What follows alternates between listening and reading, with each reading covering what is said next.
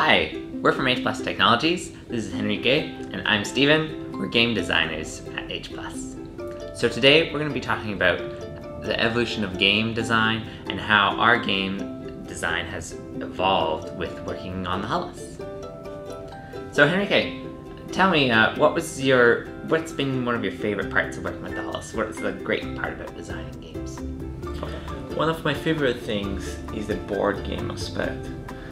Since we came together to design for Holus, the idea of campfire, of having people around, was always a core principle.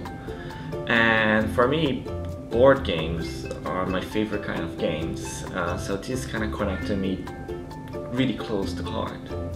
But it does bring the multimedia aspect to board games that we cannot bring naturally, right? So there is sound, there is animation, there is sparkles going on, and that's one of the most exciting things for me. Yeah, I remember the classic games like Atmosphere or Nightmare and the Star Trek Interactive VCR board game, where you'd have the board game and the video up in front, and it was a nice step, but it wasn't quite there. This gives you that option to do something like that even more so. I'm a huge fan of board games too, and I like this whole aspect of being able to create more visuals, and the fact that you could do, I really love playing those epic board games that take a long time, but they have so many little pieces that it's nice to be able to plug it in and go, boom, it's made, it's set up, and then, oh, we're gonna take it down, and it's no losing pieces. One of the challenges of playing board games is finding the time, and if you can make the experience of playing a board game something that you know that you're going to spend 30 minutes with your family and you can move on and experiment different games. That's something great that Holus can bring. But I'm thinking about how many other things we can bring, how we can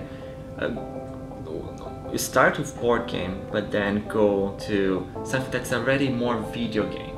So the idea of me facing my opponent, that's the way that I want to play Pokemon, for example. I want to bring them, choose my Pokemon and be facing my opponent, and there in the center the monsters fighting. Having that split screen, it's not quite the same. Being able to actually look at them and be like, hey, go! Yeah. Go Pikachu! Definitely. I would go with Those are really cool. Butterfree? Yeah, it's very cool.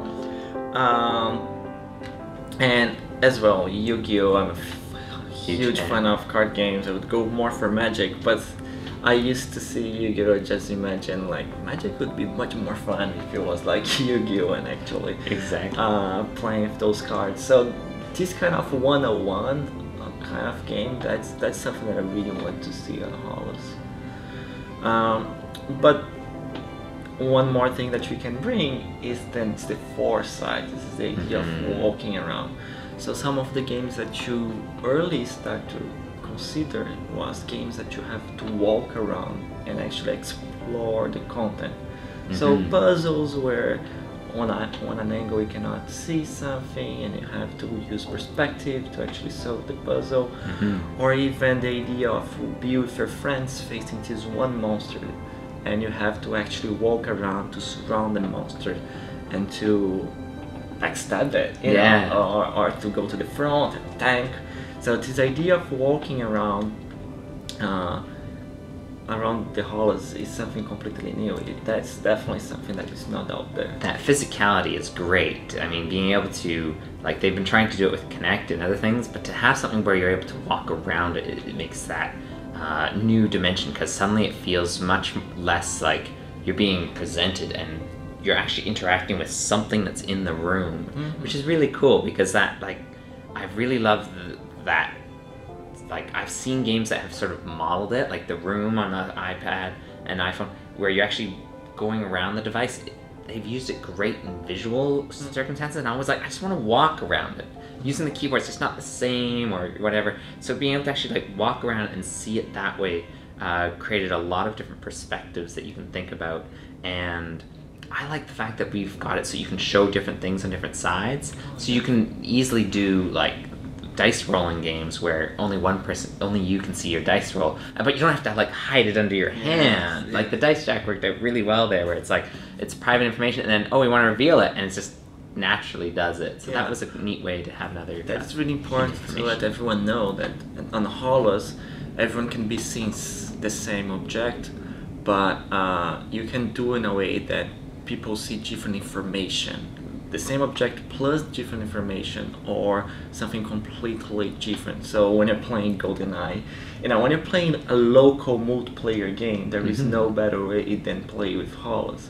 Right, like not having to split the screen. And I always had people looking at my screen and know exactly where I was, and I'm like, not looking at my screen, stay in your own screen. Go away, camper. Yeah.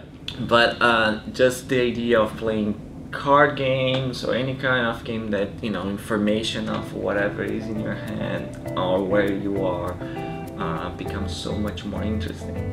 I was thinking about something like Space Team or things that you have multiple people doing different things and you need different information.